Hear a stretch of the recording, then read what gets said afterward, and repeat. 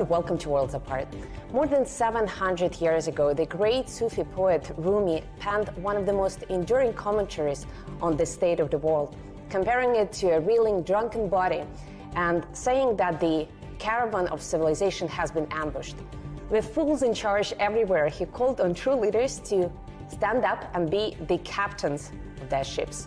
Well, what does it take to navigate the dire straits of life? First as a world-class athlete and then as a world leader. Well, to discuss that, I'm now joined by Prime Minister of Pakistan, Imran Khan. Prime Minister, it's great to see you, great to talk to you. Thank you very much for your time. My pleasure.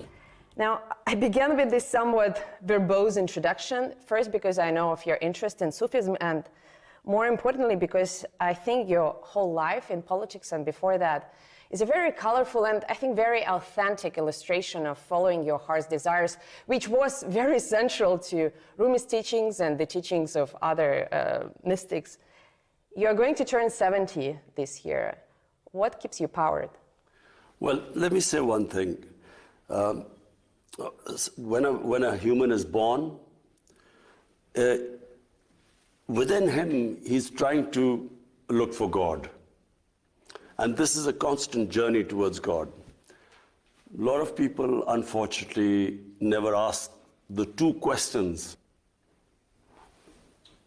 They never ask themselves, what is the purpose of existence? And what happens to me after I die?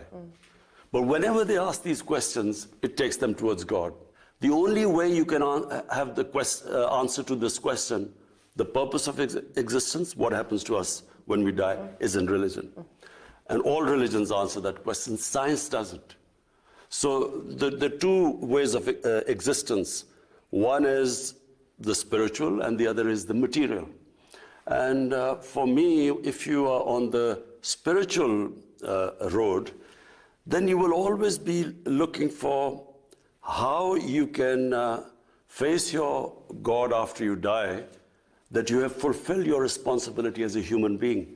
And our responsibility as a human being is, the more God gives us, the more responsibility we have to lift, to help other human beings. Well, let's talk about this practical aspect of our lives, helping other human beings and the state of the world, which there are a lot of concerns around the world about where it's moving, many apocalyptic projections. I wonder how you feel about it, and how do you feel about Pakistan's ability to adapt to this shifting landscape? Well, the world faces two huge challenges. One is climate change, where the material existence, when we only live in this world for material well-being, then the classic example is how we imperil our own existence, is what climate change is. How we have ravaged the earth, and how we have misused the blessings of God. On the other hand, so that is the biggest challenge, I think, for human beings. The second biggest challenge is the plunder of the developing world by the ruling elites of the developing world, where every year huge amounts of money, according to the factile channel of the Secretary General of the UN, $1.5 trillion move from illegally. There's a trade imbalance anyway. I mean, the money flows through the trade imbalance to the developed world anyway.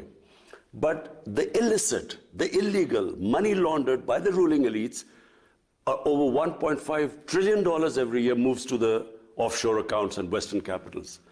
Now, this is going to have severe consequences on food, on hunger, on starvation, on imbalance between the rich and the poor.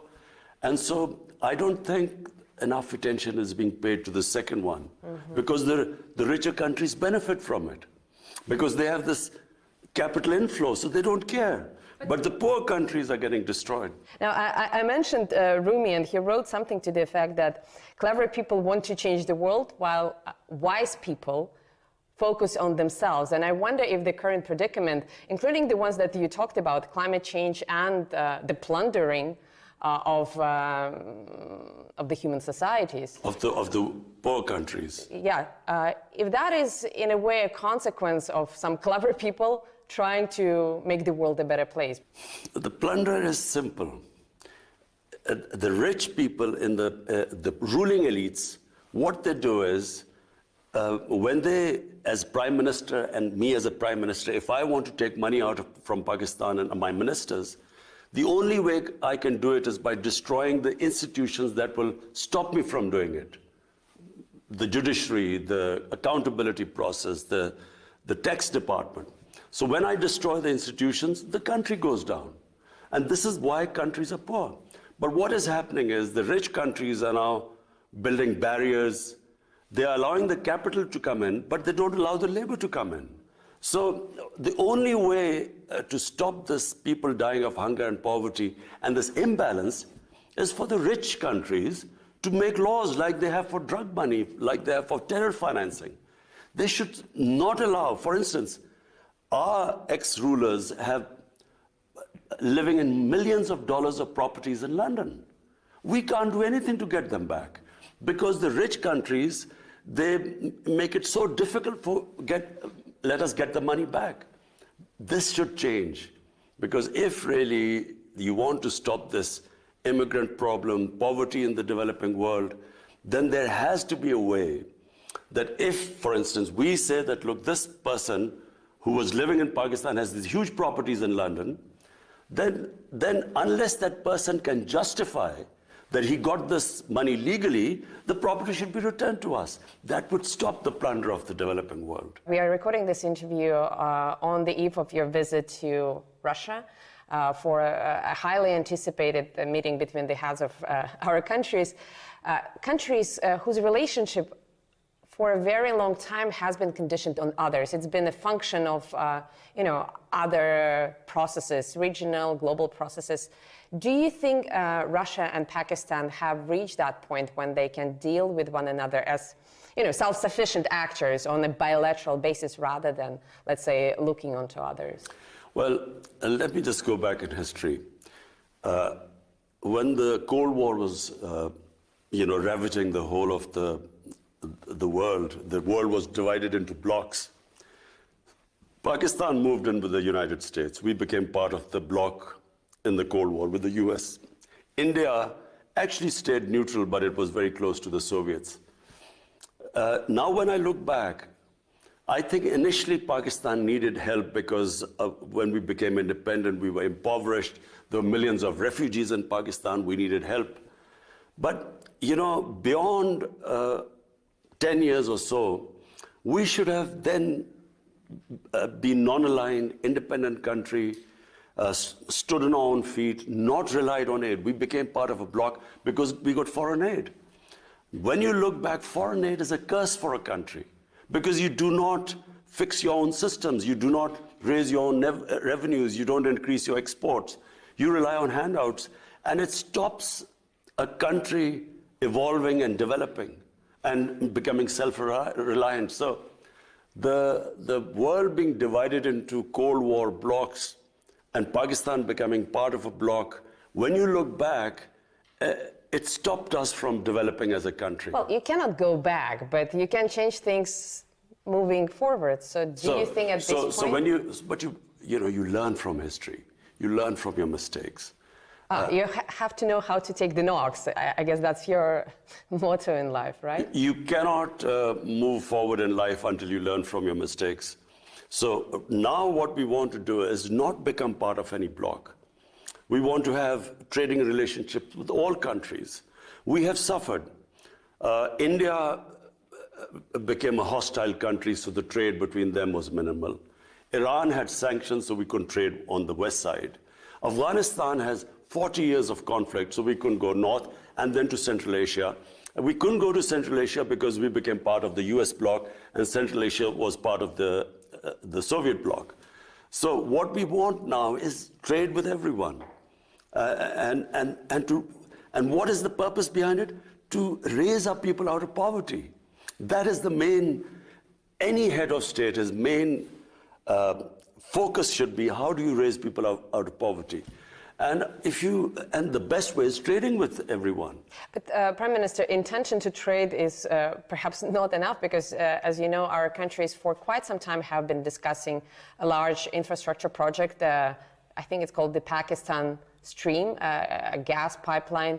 But forgive me my pun, the stream hasn't gotten enough steam yet. And now, in addition to logistical financing challenges, we are also dealing, Moscow is dealing with the threat of arbitrary sanctions, Western sanctions, that could be imposed on any Russia-associated project. Do you think this project and others will be up and running in our lifetime? Because sure, you are free, technically speaking, you are free to trade with everyone, but you know how geopolitics works, and there are some subtle ways of imposing pressure on international partners. That's true. This North-South pipeline, one of the reasons that suffered was the companies that we were negotiating with turned out that the US had applied sanctions on them. So the problem was to get a company that wasn't sanctioned, a Russian company that wasn't sanctioned. So that became a problem. With Iran, we are gas deficient right now. We could just get a gas pipeline from Iran, but Iran is sanctioned. So I have to say that the developing world really wishes that there is not another Cold War. Because, how do we go ahead? Our purpose is not that we become part of any bloc. My main purpose is we have almost half our population which is above the bottom 50%, half is above poverty line and half is below. But if there's like this commodity super cycle when commodity prices have gone up, or if there's a shock like the COVID-19, then they start going below the poverty line. So the last thing we want is the world divided into blocs, sanctions, and I'm hoping that this Ukraine crisis is resolved peacefully. If we read reports in the Western media, there's an imminent war between Russia and Ukraine on the cards, and clearly Western countries take a very oppositional, I would even say inimical view to Russia. For a shrewd politician like yourself, don't you think that it's perhaps too precarious of a time to expand Pakistan's geopolitical horizons? Well, firstly, this doesn't concern us. We have a bilateral relationship with Russia, and we really want to strengthen it. As I said, regions develop. It's not countries don't develop in isolation. It's because a whole region goes up. Like we saw the European Union. I was in university in England when the European Union came into being, and then the whole area standard of living went up. So we want to we hope that, sanctions are lifted on Iran so that, we're short of gas here. And, with Iran, it's the cheapest gas we can get. And similarly, we hope that India one day, Indian leadership, I wish they would concentrate on raising people out of poverty in India rather than proving to the world that the Hindus are the most superior race. Their leadership, how can a leadership not worry about having the highest poverty in the world is in the Indian subcontinent? How could they not worry about it rather than trying to prove to the world that the Hindus are superior? Well, but Prime Minister, on the other hand, many nations go through such period. It could be more or less painful historically, but the spell of nationalism has affected many countries historically. Now, you mentioned that you don't want to play camp politics anymore. You want to be a bridge. And this is a very admirable goal, also a very beautiful metaphor. I think Turkey or even Ukraine framed their foreign policy in such terms a few years back, but they were disappointed. What makes you believe that Pakistan can actually pull it off, being this bridge, let's say in Eurasia, when so many other countries attempted it and failed? Well, firstly, let me just say one thing. As a student of history, I do not believe that military conflicts solve problems. If you look back, I mean, look at the conflict since 9/11. I mean, if a third party dispassionately did a proper analysis of so many people killed, what was achieved at the end? What happened in Afghanistan? 20 years of, God knows, hundreds and thousands of people dying. What was the achievement? So therefore, I'm not a believer in military conflicts. I believe that civilized societies resolve the difference through dialogues. And the countries that rely on military conflict have not studied history properly. Do you believe, on a personal or let's say on a political level, in some sense of accountability, maybe historical accountability, do you think things will change in the world so that all the great aspirations that you have could be realized without us getting very cynical? Because I hear what you're saying on an emotional level, but I have covered so many wars and I have seen so many people killed absolutely for nothing that I simply don't believe that Western leaders care about things like human lives or even development in the developing countries. I'm sorry for saying that. It's true. Most leaders, their main concern is to stay in power. So if to stay in power, you know, there's what they call as a good war, they won't mind loss of human lives. Oh, it's a collateral damage. It's not people. It's collateral exactly. damage. I mean, you know, as someone who looks upon the world from a spiritual point of view, I think it is insane to have a conflict with the idea of people dying and thinking that you will get more popular because of that. For instance, take this Ukraine conflict.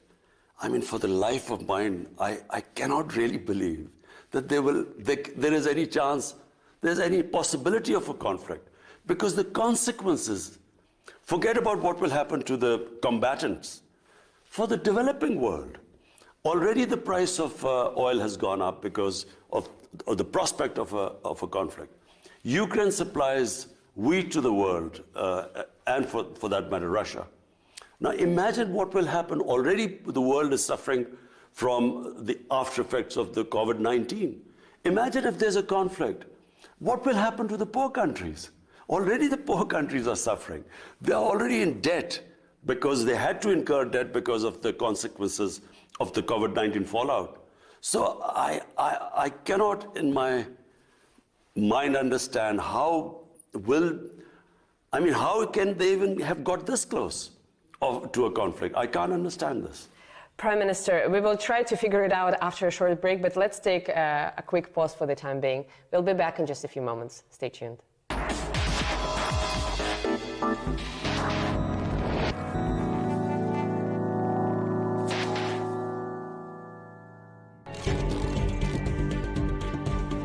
Welcome back to Worlds Apart with Prime Minister of Pakistan, Imran Khan.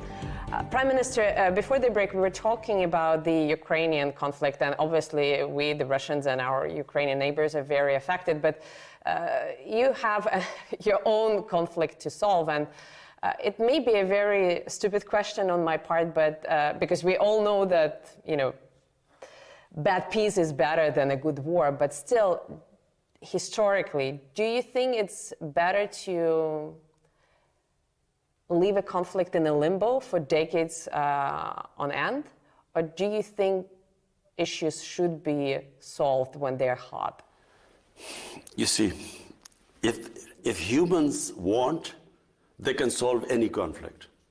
The problem is that the humans, the leaders, and I'm talking about the leaders, I'm sure people in Ukraine and in Russia, everyone understands that if there's a conflict, there will be consequences. Everyone will be worse. But it's not about the people. People on either side don't want this conflict to happen. So exactly. But I think that the leadership in the countries is then stuck that if we withdraw from this position, what will be the consequences to us politically? Because politically there are consequences always. And I think it takes very powerful, great leaders who rise above this and who think about the effects on the human beings. I do want to ask you about great leadership, but very quickly, I know that you have tried to deal with your mutual grievances with India over Kashmir, and I'm sure you're not satisfied with the results of those efforts. Are you going to leave that issue to your successors, or are you still hoping to try something new? You know, when my party came into power in 2018, first thing I did was to reach out to India. And I told them, you know, our only issue is Kashmir. Let's sit down on the table and resolve it. Let's have a roadmap. But I didn't realize, you know, and remember, I'm the one who knows India better than anyone because of course, cricket is a passion, you know, in the subcontinent. And because of, you know, me being captain of cricket here and sort of playing over 10 years against India, I know India better than most people. So I immediately reached out. But then I discovered, to my horror, that this is not the India I used to know, because it's been taken over by this mad ideology. It's a racist ideology, which was inspired by the Nazis. The founding fathers were inspired by the Nazis. You can Google on your phone and you can, the founding fathers praised the Nazis, racial superiority. And you see, there's a negative nationalism, there's a positive nationalism. You must distinguish between the two. I can inspire my people by saying, look, you were a great nation, let's now get back again. But if I say you were a great nation, but because of these other human communities, you could not reach the top, so shift the hatred towards them, there is always bloodshed. Prime Minister, I'm sure your counterpart in New Delhi would disagree, but if Prime Minister Modi wants to share his own views, we would be more than happy to travel to New Delhi and interview him on that. Listen, I would love to debate with Narendra Modi on TV. That would I would be love great. to talk. But you know, before we organize this debate, and by the way, RT would be happy to moderate it, me personally, but it would be so good for over 1 billion people on the subcontinent if we can resolve our differences through a debate rather than through... That would be amazing. But let me ask specifically about Pakistan, because this year marks the 75th anniversary of your country coming into being, and the figure of Muhammad Ali Jinnah still looms large with his philosophy of marrying modernity with traditional grassroots culture. And I think it's not only in Pakistan, but I see this philosophy coming to prominence all around the world, even in Russia. I think Vladimir Putin subscribes to a similar brand of enlightened conservatism. When you see progressive things around the world, you benefit from them, but you stay true to your your inner core, your collective soul. Mm-hmm. Why do you think it's becoming so popular around the world? Why is it so appealing? Because whenever you try and superimpose another culture on a nation, it doesn't work. You know, colonialism, what did it do? What the colonialists created was a thin lot of people who imitated the colonialists, who in Pakistan would be called the westernized elite. But there was a big gap between them and the rest of the population. So nations evolve organically. They borrow from all over the world, but they are rooted in their own culture and history. If you cut that off, I mean, it has severe consequences all over the world. When you cut off a country from its roots, a nation, and try and ape another culture, they become neither one thing or the other. In Urdu, we say neither titar or a bater, neither quail or a partridge. What has happened after colonialism is that you have a tiny set of elite which pretends that they're Western, and the gap between them and the rest becomes wider and wider. It's what happened in Iran. The Iranian Revolution was that the elite of the Shah of Iran became cut off from the mass of the population. So there was a huge reaction against it. In Pakistan, what we are trying to do is to obviously learn from all advanced societies, and right now, the nation we can learn most from is China, because if my main emphasis is to raise people out of poverty, no human society has achieved what China has done.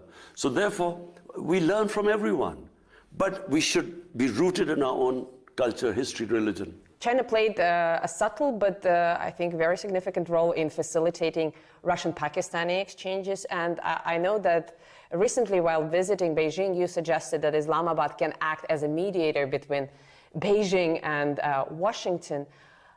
What makes you believe, I'm sorry for being blunt, but what makes you believe that mediation is even possible? Because as far as I understand the American psyche, they are not after understanding, they are not after negotiating on the level playing field, they are after preserving dominance. Would China agree to that? But look, the America I know is very diverse. Any country, for instance, what is happening in India is not what Indians are like. This is not the India of Nehru and Gandhi. This is the India of Narendra Modi. A tiny, highly organized elite has taken over India, just like the Nazis took over Germany. So, you know, at a given point, there is this extreme nationalism which has been released in the US, and they want this dominance. But surely there are sensible voices in the US saying that conflict is where you are heading. Conflict, Cold War is not the way. There is another way where it could be win and win for everyone. And I certainly believe that the cooperation between China and the United States, and even for that matter Russia, will benefit mankind much more than a conflict. I wish I had more time. I have many more questions, but let me ask the final one. And it's a bit cheesy, but I ask it sincerely because you've reached the pinnacle of your sporting career by giving your country its first and only victory in the Cricket World Cup. How do you hope to be remembered? What do you want to give to your people as the Prime Minister? That's a simple answer. I would love to emulate China in terms of bringing people out of poverty. Two things I want. One thing is if I can bring people out of poverty, but related to that is rule of law. Human societies are defined by two great things: rule of law and a welfare society. A society that is humane and just and looks after its people who are not so privileged, who are poor. And so that's how I want to be remembered. If I can bring rule of law in Pakistan and raise our people out of poverty on the lines what China has done, I would be able to meet my maker with confidence. Well, Prime Minister, it's been a great pleasure talking to you. I hope your team receives as much hospitality as we've benefited from here. Best of luck in Moscow and best of luck for your endeavors. I'm looking forward to my trip to Moscow. Thank you. And thank you for watching. Hope to see you again next week on Worlds Apart.